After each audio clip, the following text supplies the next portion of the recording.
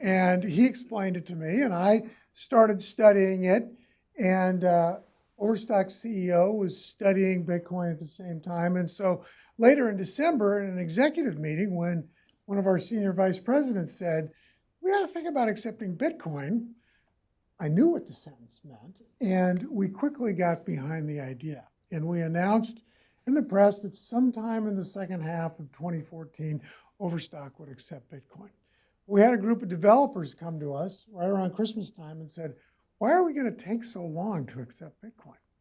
And they locked themselves in a room in that week between Christmas and New Year's. We slid pizza under the door.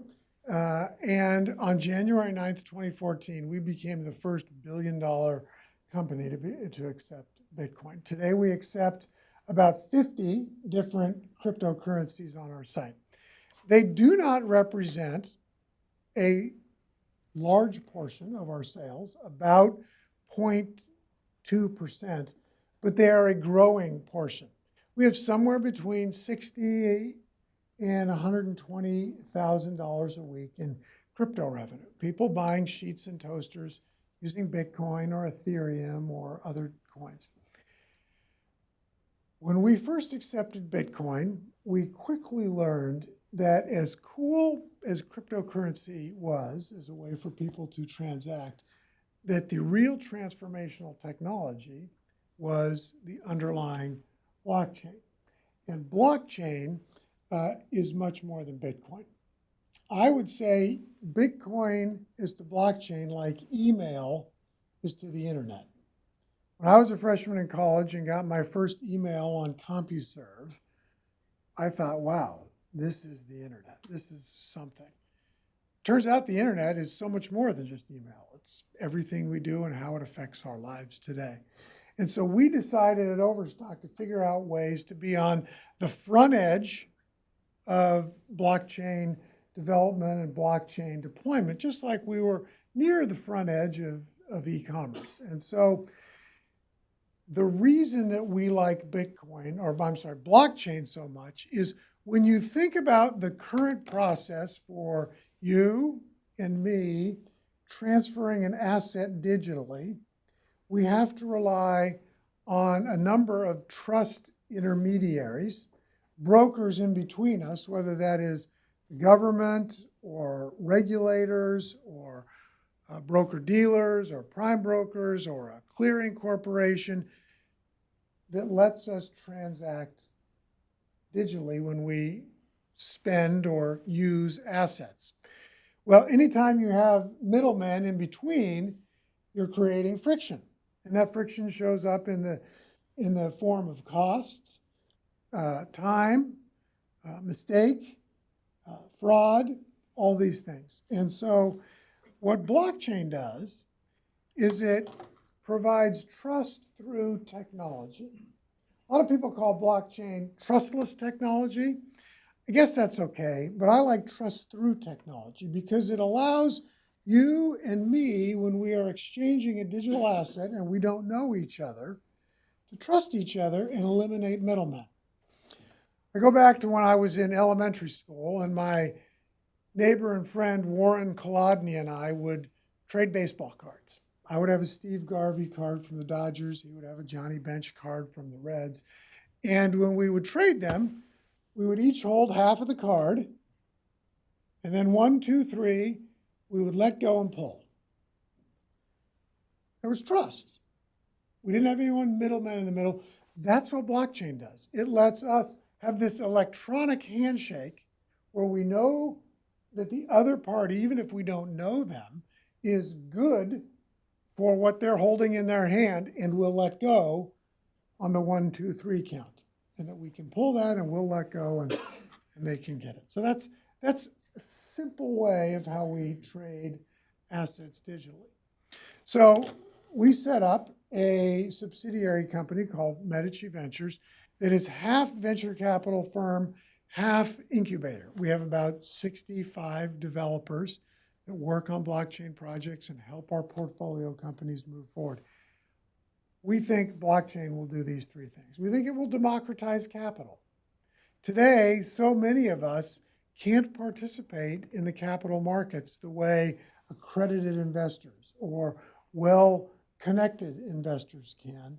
And those of us that are trying to raise money have a harder time crowdfunding and finding ways to raise money in a democratized way. We think blockchain technology will do that. We also, as I said, think it eliminates middlemen, taking out cost and friction. And this is kind of a large, amorphous statement, but we think it rehumanizes commerce, where people can once again shake hands electronically and have that electronic handshake be just like a physical handshake, where a deal becomes a deal.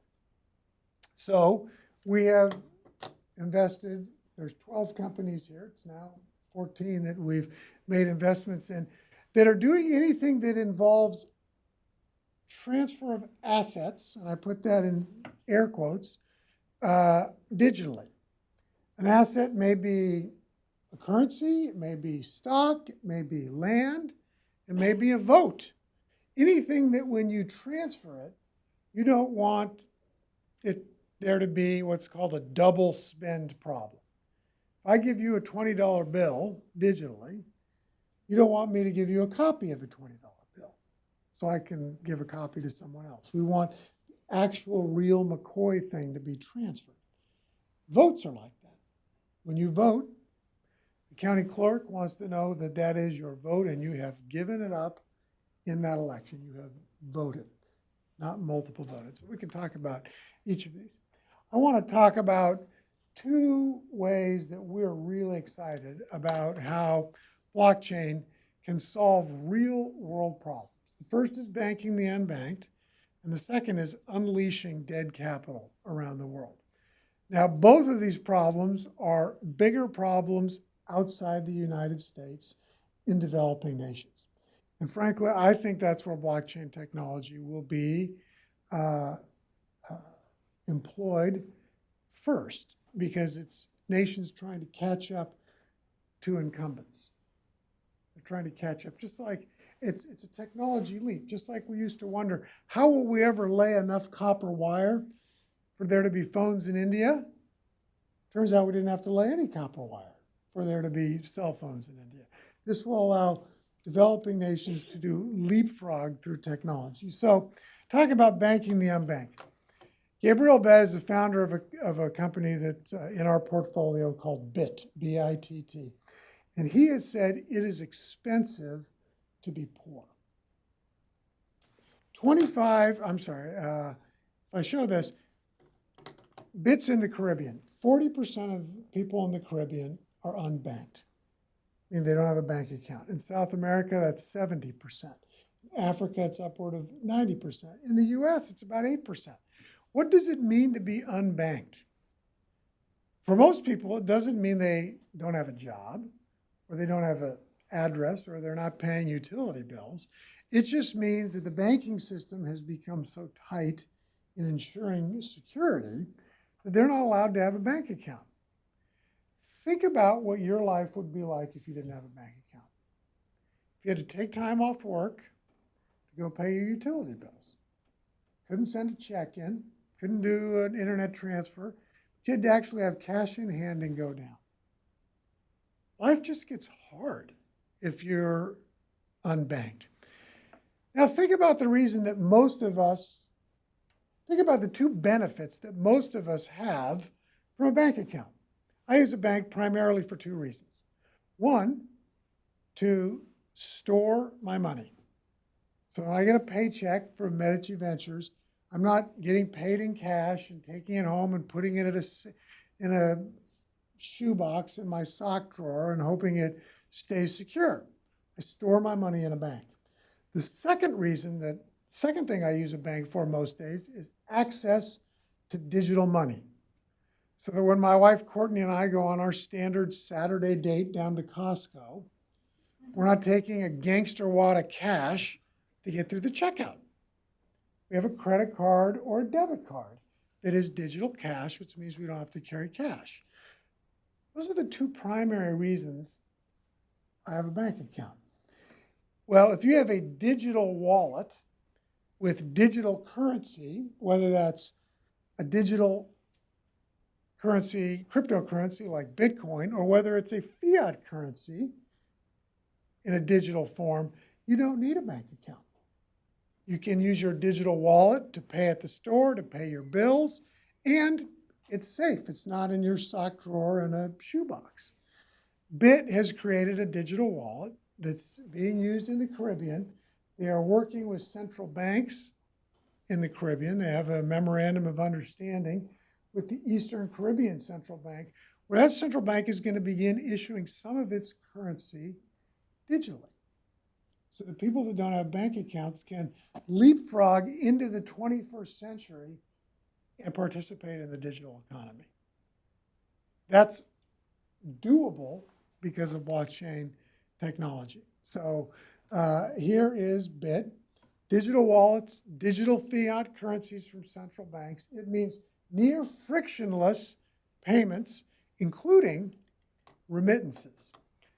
I come to Washington fairly often. Whenever I take a cab in Washington, I always ask the driver where he's from. Where do you think most of them are from? Ethiopia, almost always. Then I ask, how frequently do you get back to Ethiopia?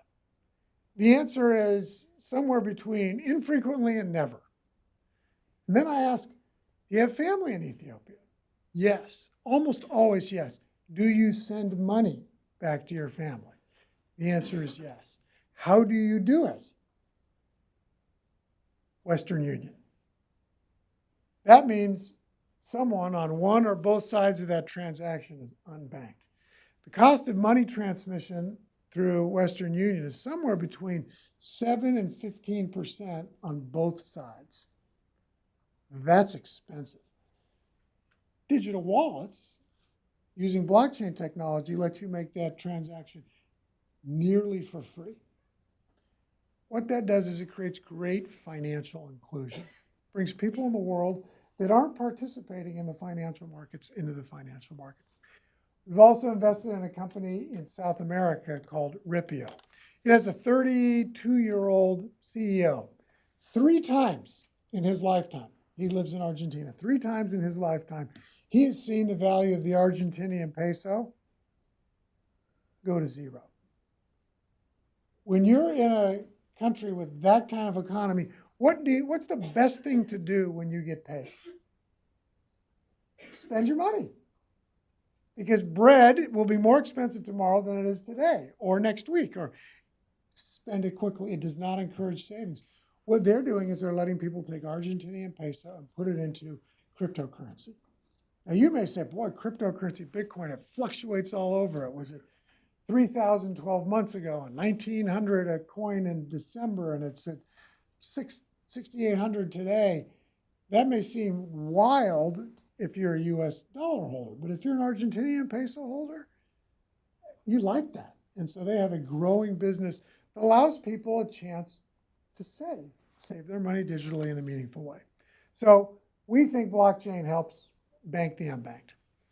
Next, I want to talk about unleashing dead capital. Hernando de Soto, not the explorer, but the Peruvian economist, said the hour of capitalism's greatest triumph is, in the eyes of 4/5 of humanity, its hour of crisis. He talks about how in most of the world, real property rights are not like they are in the developed world. If you want to buy a home, your broker and your bank are going to make sure that the person that you are buying the home from owns the property. They will go to the county recorder. They will make sure that property is owned, that there aren't liens on it.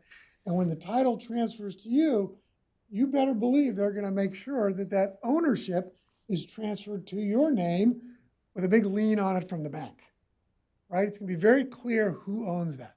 In most of the developing world, that's not the case. There are not government records which show who owns what. And in order to prove what you own, to get that put on a government record, it can take years and years, decades of time, and lots of money. Sometimes bribes, sometimes just fees that make it very difficult. If you can't prove you own the property you live in, whether that's a favela in Brazil or it's a cart in a marketplace in Tunisia, it is difficult to leverage your capital. What you don't do is you don't keep it up, because when the next dictator gets next generalissimo gets put in place, your property may be his cousin's property. It's hard to enforce it. So you don't fix it up. It's harder to sell. And what's almost impossible is to borrow against it. And most entrepreneurs I know in the West have started their business with a second mortgage on their home. Real property is live capital because we can borrow against it. In the developing world, it's not. So in the developing world, it is not as if that property isn't owned and there aren't records of it. There are records all over. They're on informal ledgers. Sometimes they're written on chalkboards. Sometimes they're kept by the local tribesmen. This first slide up there is a picture of a mining claim. Think about how the miners in the 1850s proved their stake in the Sierra Nevada. Would stake their claim to a tree, and that was an informal ledger that over time got recorded, sometimes fighting through the courts, but ultimately became a property right that is well recognized today. These property rights exist, but they're on informal ledgers. Turning those rights, as I said, takes years, takes time and money. Blockchain can unleash that dead capital. We have partnered with Hernando de Soto to create a company that is working first in Peru, then in some countries in Northern Africa, to take those informal ledgers, put them on the blockchain, put them on an immutable record, so that people that own the property have a better way of proving that they own it. In some countries, we're working with governments to push this through. Some countries are working with local tribal leaders, and we're working from the bottom up. There are different ways to unleash the capital. Let me tell you one great side effect from this. Back in the late 1980s and early 1990s, there was a Maoist terrorist group in Peru called the Shining Path. We're trying to take over Peru. Hernando de Soto said, what they're doing, the way they're getting the people in the mountain areas and the villages to get them is they're saying, we'll enforce your property rights. So he went to President Fujimori, the president of Peru at the time, and he said, let's try and get these property rights legitimized. And they went out there and they did it, and that's how the Shining Path was beaten. This is a great way, I think, to stop global terrorism. The way the Arab Spring started in Tunisia, the first man who lit himself on fire was not a religious zealot. He's someone who had his property rights taken away in the local bazaar. His truck and his cart had been taken by the government, and he felt he had no redress and no way to do it. So he lit himself on fire, and the Arab Spring starts. Giving people access to property rights will change their lives. Giving them access to a bank account in the digital economy will change their lives. One thing I've learned is that when I'm giving a speech, I can only be assured that one person in the room cares what I'm saying. But if I'm answering a question, I've at least doubled the number of people who cared. So I can go on forever about this, but I'd love to answer your questions. And nothing's off limits, and I'm never ashamed to say I don't know the answer. All I ask is that you tell me your name so I know who you are, and take it away. 2 microphones coming around, so if you get recognized with the mic, please also ask, please, that everybody ask a question and not give their own speech, if possible. I'm George Basali. Tell me your name. Jordan? George Basali. It's nice to meet you. Represent EY in their Office of Public Policy. And I just have a question on the last thing you said, the whole blockchain legitimizing property rights. Do you think I don't know much about this technology, and I'm still learning a lot about it. But do you think it could like fall into the wrong hands in terms of like, let's say like you had just mentioned the Arab Spring, right? So like a corrupt dictator or leader, could like that fall into the wrong hands, like that technology? Well, what it does is it creates a record. Let me just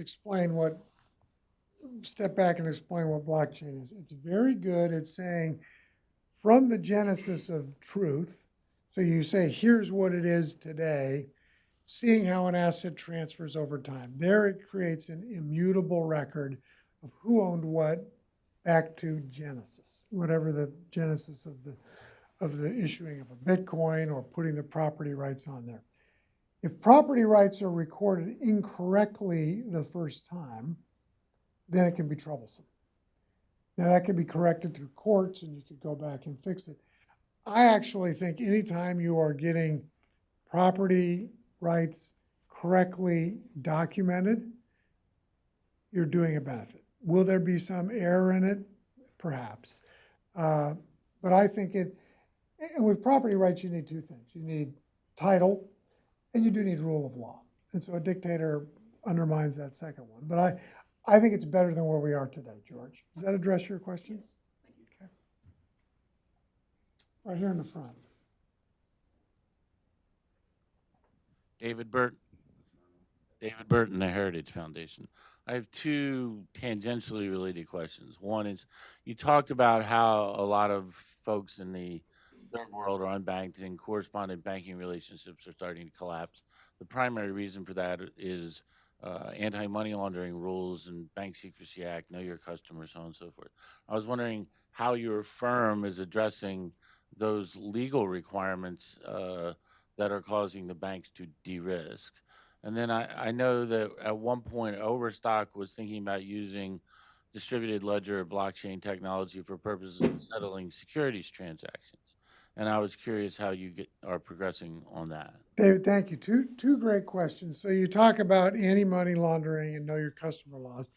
And we have swung post 9/11. To me, there's two kind of sides of the spectrum on how we're going to let people be involved in the financial market. There's one that says we're going to make sure it's completely secure, and there's going to be no anti-money laundering, and we're going to know everyone we've got in the system to inclusion. And we're way over here right now. And frankly, what that has done is it's pushed people who should be in the system out of the system. And when that happens, they either enter into a gray market or a black market. And I think being at this far end of the spectrum is frankly unhealthy. I think being somewhere more in the middle, no one wants to create a banking system that finances terrorism. But frankly, terrorists are going to figure out a way to finance themselves one way or another. We are involved in KYC, know your customer, and anti-money laundering. We follow the rules every time. We've invested in a company called Finclusive that's going to try and do that one time so that then someone has a digital identity that they can then use to go and be banked. Process they're trying to make the AML KYC laws easier to comply with. Once someone gets a digital identity and can prove who they are, we do not want to circumvent laws that, worry about that are there to protect us against terrorists and bad actors. As far as settlement in the stock market, any of you who know a long history of Overstock know that one of the fights we fought for a decade was against a form of Wall Street manipulation called naked short selling. Not nearly as sexy as anything with the word naked in it should be. But it basically means when someone shorts a stock, rather than actually borrowing it, they sell something they have not borrowed, they take the money, and the settlement of the trade, money for stock, doesn't happen. It fails. There's a failure to deliver, or what they call an FTD in the industry parlance. We believe the blockchain technology can make trade and settlement instantaneous. Not trade plus 3 days or now trade plus 2 days, but instantaneous. And Overstock has issued a digital share that trades on blockchain technology where trade is instantaneous. tZERO, our portfolio company that's doing this, is building a system to allow other companies that want to issue digital securities to trade and settle immediately on an exchange or an alternative trading system that can do that. And so we're in the process of trying to expand that. Does that address your questions, David? So it's more or less a prototype stage at this point? Prototype, I don't know if you remember Jonas Salk when he invented the polio vaccine, couldn't get anyone to take it. So he inoculated himself and it worked, thank goodness. Overstock has inoculated itself, done the first digital security. We're building it more in a more robust way so more can use it. Yes. Here in the blue. Warren Coates, I commend what you're doing. I think the inclusiveness of the unbanked is a very important high goal. However, in digitizing records, digitizing assets, putting them on ledger, everything you described can be done in traditional, centrally monitored ledgers cheaper, safer, quicker, superior in every way I can think of. Do you have sort of cost estimates that compare trying to do these things on blockchain, which do have third parties, they're called miners and they're very expensive. So there's kind of a mythology in saying there are no middlemen. Middlemen are performing a service. It's just much more costly to perform that service with blockchain. Do you have cost estimates that compare the central ledger to the distributed ledger? So great question, Warren. And at some level, first of all, I don't think blockchain should be used for every application that is talked about today. Sometimes a centralized database is all you need. And a centralized database could do much of what I've talked about. The problem with a centralized database is that it is owned and controlled by one entity or a small group of entities, and thus can be changed. The decentralized database that is blockchain technology, in that sense, is more secure, and I think that's where its value is. Let me give an example. One of our portfolio companies named Factum is working with the Gates Foundation in South Africa,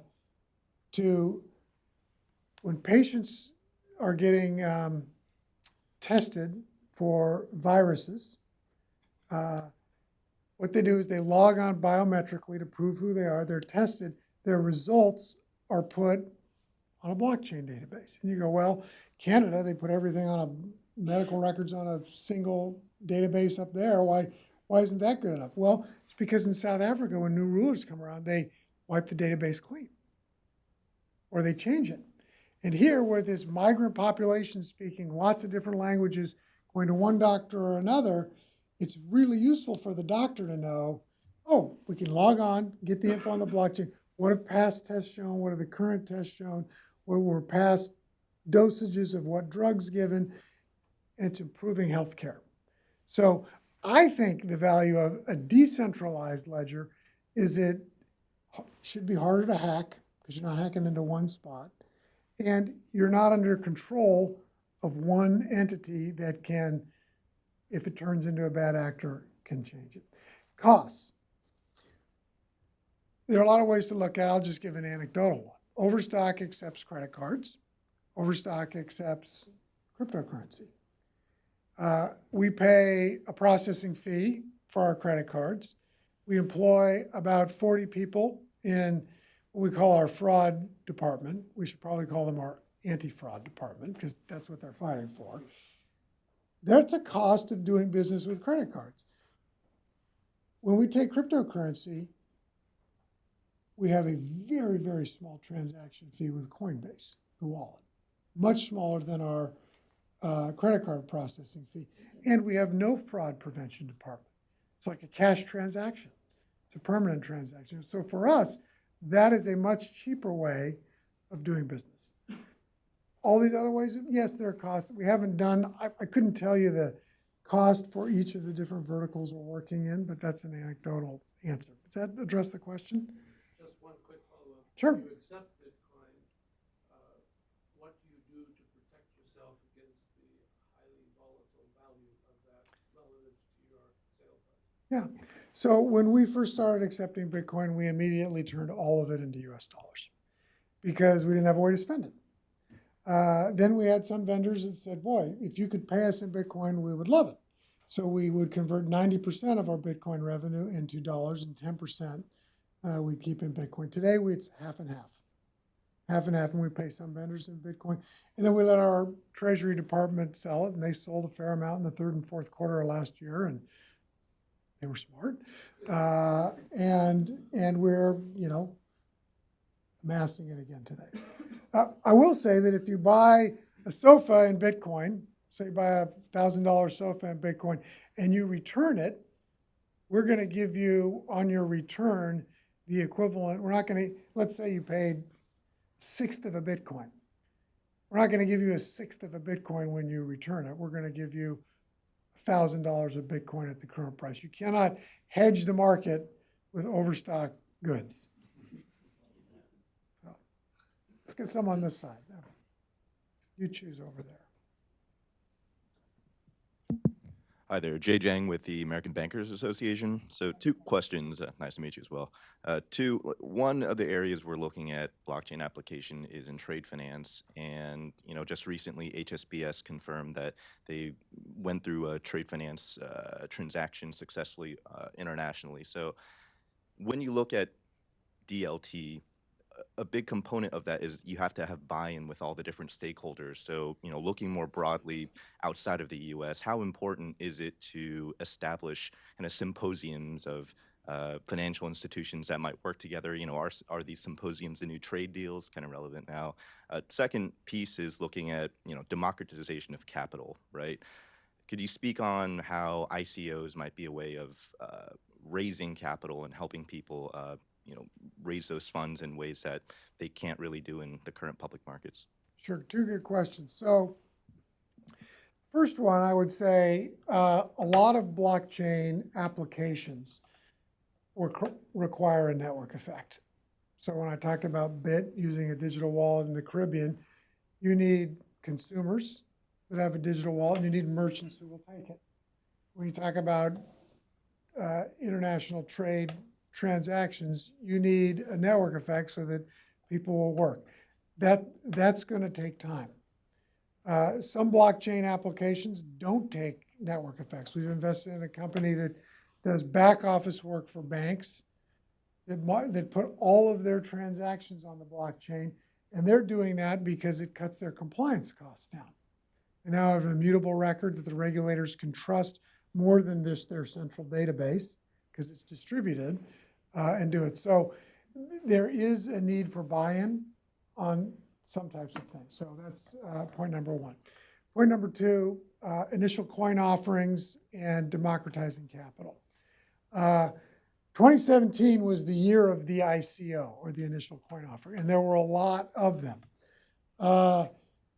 Medici Ventures has not invested in a single ICO, in large part because, now we've had some of our portfolio companies that have done or are doing them, so we're not opposed to them. But in large part because the regulation around them is still very hazy. And I'm going to say first and foremost, I'm not a fan of regulation, period, full stop. Now that said, sometimes we need regulation to give guidelines. Investors want to invest in things they know that work. Issuers want to obey the law and raise money the right way. Today, under the current rules in the US, the Howey test, which is an old court case from the middle of last century, gives guidance on what is a security and what isn't. It's gray. It's gray, and it means some people are trying to comply with it, some people are trying to push the edge of it. I think it's time for the SEC or Congress to provide guidance to say, if you're issuing a coin or a token, security token or an ICO, this is what makes it a security and this is what does not. Clarity will be very helpful here. Does that address your question, Jay? Okay. Right here in the middle.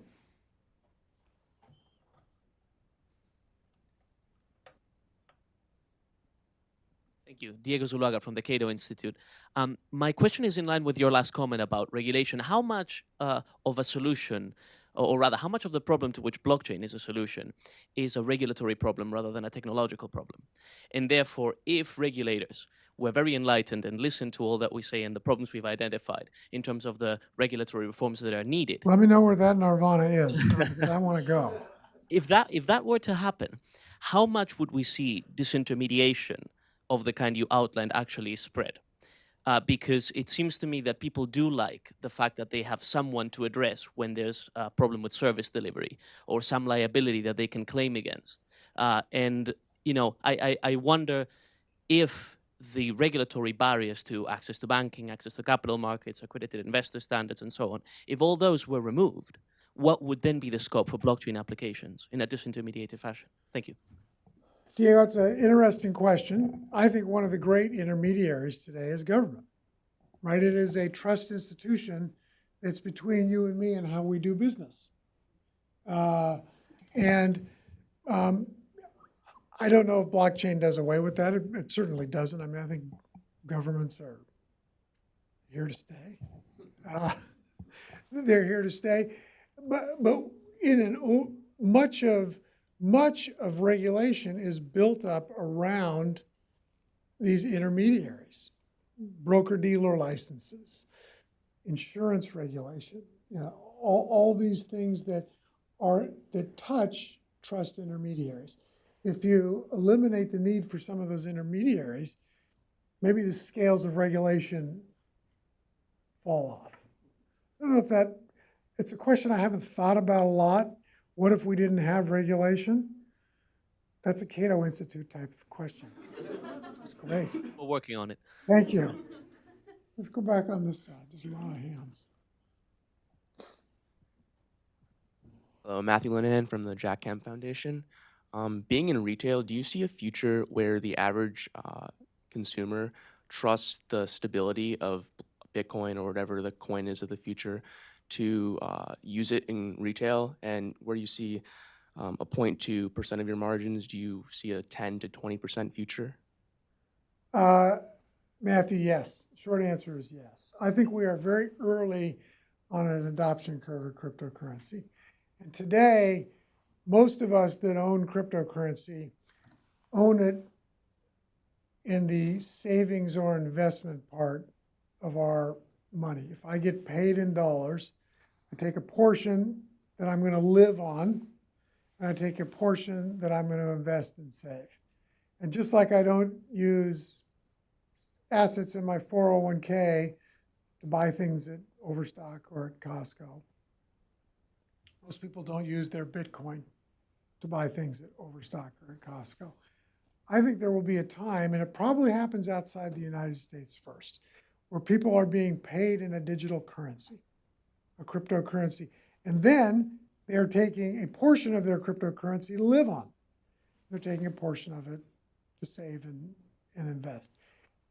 When there is this live-on portion that is cryptocurrency, that's when we'll see it used more and more in daily transactions.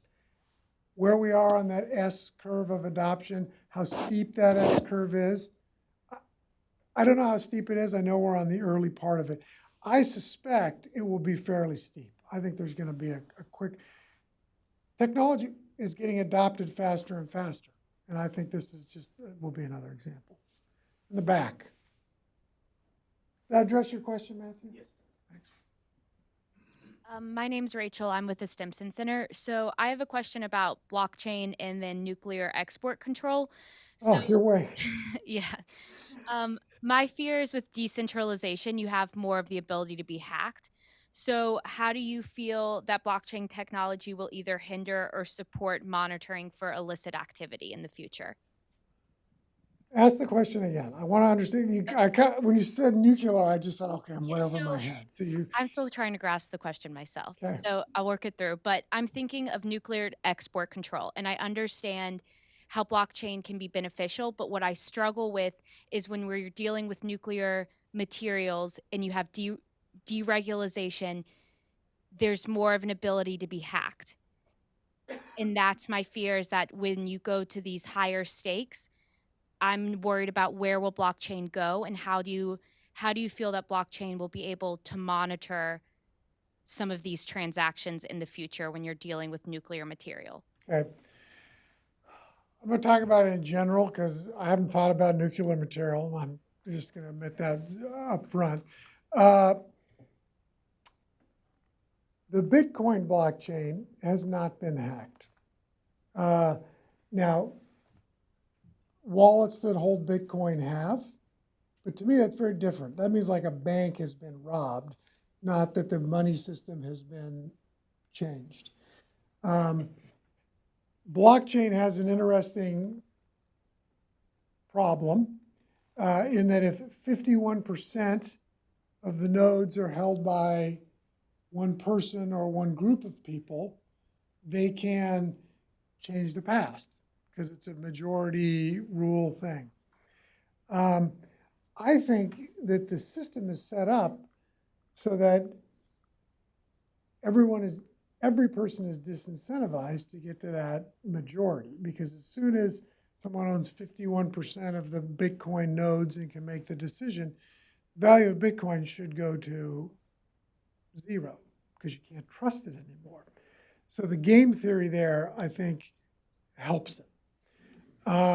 As far as monitoring illicit transaction, and this may not be exactly on point, but it's an interesting anecdote. In the spring of 2014, I was asked to go testify in front of the New York Financial Services Commission as a retailer accepting Bitcoin. It was a meeting in New York in the afternoon. In the morning, I had another meeting in New York with the FBI on another matter. And I did that meeting, finished it, and at the end, I asked the FBI agent, I said, tell me what you think of Bitcoin. And he said, oh, we love it. And I said, well, tell me why. All I read about in the press is it's used for Silk Road and illicit activities, and it's anonymous. He said, it's not anonymous. It leaves this electronic footprint that we can follow, and we can catch bad guys, and we can seize their assets. So that's what I heard in the morning. The afternoon, I went to testify. The two people testifying in front of me were the Attorney General for the state of New York and the U.S. Attorney for the Southern District of Manhattan. And the cameras are there and the lights are on. And they're saying, Bitcoin evil, Bitcoin used by criminals, Bitcoin anonymous. Totally different story. The U.S. Attorney and the FBI agent work for the same DOJ. Now, how do you reconcile these two things? Well, at that point, one of the largest holders of Bitcoin in the world was the Department of Justice. Not because it was mining, not because it was buying in the open spot market, but because it was seizing. Look, Bitcoin will be used for illicit transactions. No question. So is cash, so is credit card. I'm sure so was salt when it was paid as salary to the Roman soldiers. Currency will always be used for illegal activities.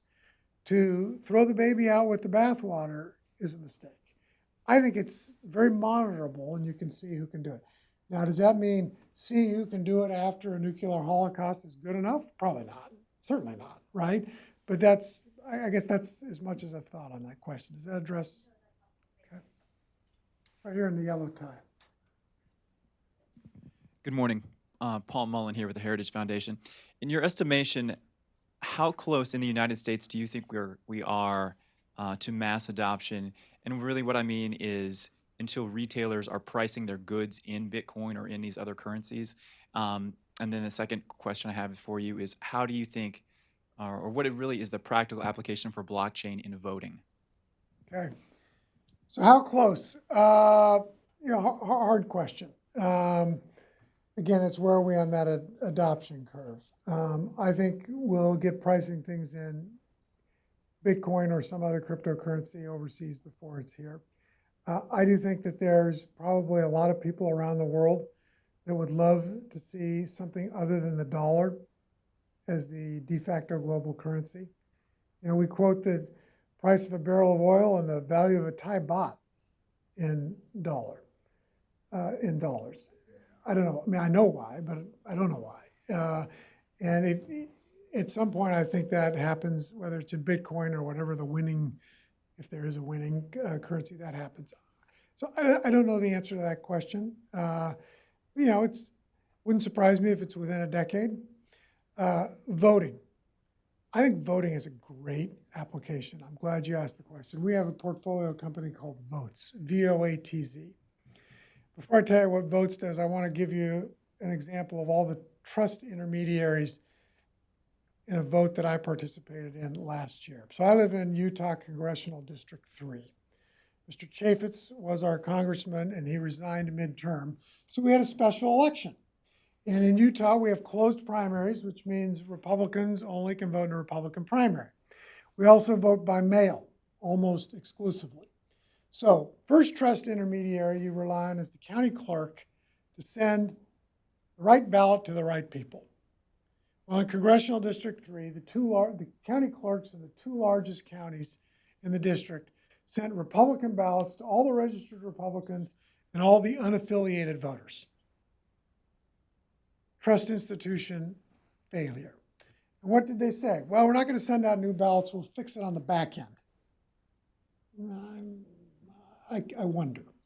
How do they send out those ballots? They send them out via U.S. Postal Service. I'm just going to go out on a limb and say, for some people, trust institution failure. They didn't get their ballot. Then you get your ballot, you fill it out, you slide it into a confidentiality sleeve, you put that sleeve into the envelope, you seal the envelope, and you sign your name. So they know who you are. If you don't sign it the same way you signed your voter ID card, the county clerk's not going to count your ballot. So what if you signed your voter ID card with your maiden name and now you're married? What if you have a middle initial or a Roman numeral that sometimes you use and sometimes you don't? You send it back in, county clerk opens it. Our state auditor did an audit of these ballots. Turns out almost all of the confidentiality sleeves were see-through. So much for the secret ballot that's part of the Utah Constitution. Then it gets fed through a machine and you hope it votes, you hope it counts it right. Never once have I ever known that my vote was counted as cast. I've trusted every time that that's how it's been. Never once have I really known that votes that weren't cast weren't counted. Votes has a technology that it used in a pilot program in West Virginia during their primary election in 2 counties for overseas military voters. They log onto the Votes application on their phone. They confirm who they are with a biometric. The county clerk sees this is a registered voter in my county, serves them up a ballot, the right ballot. They vote. They send it in with a cryptographically secure way, so the county clerk doesn't know it's me, Major Johnson, voting from Germany.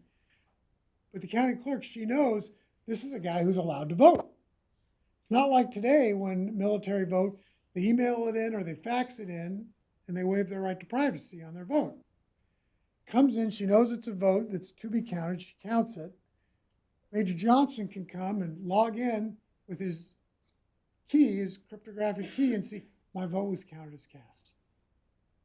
Remote, digital, safe and secure voting. They did a pilot in 2 counties. We expect at the end of this month that they'll announce they're going to roll it out statewide in West Virginia for the general election. West Virginia, the cutting edge of technology. I love it. I love saying that sentence. I think that's how it's used. And frankly, that's going to increase voter participation. I know this never happens to a group that gathers at the Heritage Foundation, but it happens to a lot of people. You show up at work, you see someone with their I voted sticker on their lapel, and you go, oh, I got to vote today. Maybe you're thinking about that in Virginia, if you're from Virginia. Oh, I got to vote today. And your work gets busy, you don't get there, you don't vote. What if you could just log on to your phone, iris scan, face scan, thumbprint, whatever, and vote? We get voter participation way up. And you know what else we'd never have? A hanging chad. So I think it's got great application in votes. Does that address your question? Okay. Right here on the very edge. Hi, Ethan Katz on the Hill. I On wanted the to hill. I work on the Hill, yeah. Okay. I want to go back to the financial institution part of it because I remember when blockchain and Bitcoin started coming out, banks were particularly concerned with how they'd be cut out as the middlemen in those financial transactions. Indeed. And on the other hand, they were very happy that it could expedite their processes of transfers between like the Central Bank of Japan and the United States. Yep. So how do you see that dichotomy playing out in the future, and where do you think the large banks will end up siding? Well, I know incumbents never like to be disintermediated. And so if I were an executive at a large bank, I would be working to embrace this technology because I think it's going to, just like people should have learned to embrace the internet, 3 decades ago. I don't know that that's what all incumbents will do. I think some incumbents will run to the regulators and work to secure their position through regulation. That's what worries me. Captured regulators playing along. I know this is heresy at a Heritage Foundation event, but I want to praise something that President Clinton did early in his administration. He signed a bill or an executive order saying that the internet was to grow free and unfettered from government regulation. We should not be regulating this technology. If there are uses of it that need regulation, maybe. But I don't know which way the banks will go. I know that if I was an executive at one, I would be figuring out how to incorporate it in my business because I think that's where the world's going to go. Does that answer your question, Ethan? In the red. And then, well, you're behind a pole. You've probably been raising your hand a long time. I'm sorry. We'll get you next. Hi, I'm Cheryl Aaron, Senior Counsel at the law firm Michael Best and Friedrich. I was just wondering if you have any views on the concept of blockchain-based digital identity and whether that's something Medici Ventures is looking at or investing in. So, yes, digital identity. Frankly, I think this is the holy grail of blockchain. If you can be self-sovereign in your identity and give only to someone what is needed to process a transaction. Today, if you come to Overstock to buy something, what do you give us? Usually your email address. We can use a guest account, but usually your email address. If you use a credit card, you give us a credit card number and a CVC number. You give us a delivery address and a billing address. You probably give us a password. You give us a lot of stuff. You go to your bank, they know what elementary school you went to in second grade. They know where you met your spouse. I mean, whatever all these clues are we fill out, they know. That's foolishness in my mind. If we can prove who we are digitally and then give just enough information for what they need. What you give to Overstock, what you give to is different than what you give to your bank, which is very different than what you give to your doctor. We've looked at a lot of identity companies. We've invested in a couple. One is Inclusive, which is trying to help people enter into the financial markets by creating a digital identity. Another one that we've looked at and haven't invested in, but I think has got very powerful technology is Evernym. They have this sovereign system that's being used by a lot of people. I think when you have your digital identity and you can share only what you need to is when you become self-sovereign. So does that address your question? Okay. I'm going to sneak over here so I can see you. Brian Chung from the Global America Business Institute. I have a question about the security of these blockchains and cryptocurrencies. North Korea has proven to have hacked quite a few cryptocurrencies. They've stolen quite a lot of money from Asian countries. To my understanding, as you mentioned, it's because they have quite a big processing power that exceeds 50% of these smaller startups. How can this be technically addressed by the blockchain technology? I was reading an article just this morning about several smaller blockchain coins that had recently been hacked because of this 51% problem. Frankly, I think that's why Bitcoin is in a position that's best. Sometimes the first mover gets passed by 2.0 and 3.0 movers. In this case, I'm not sure it will because as as people figure out how to hack these things, you're most vulnerable when you're small. And I'm not technical enough to address the question of how the small ones get big without that. But I do think it gives Bitcoin a significant advantage.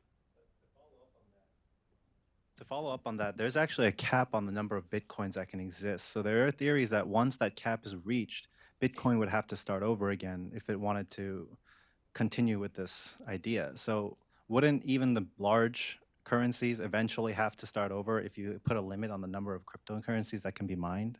Well, there is a cap on Bitcoin, and frankly, I think it's one of the virtues of it because it makes it a better store of value. It's 21 million coins, and a little less than 17 million have been mined to date.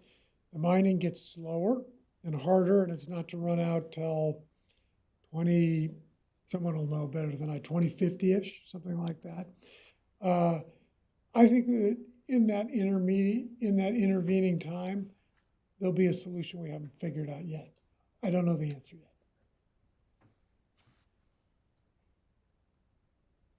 Okay, it's a pleasure to be with you. Thank you for coming. I hope this was of some use.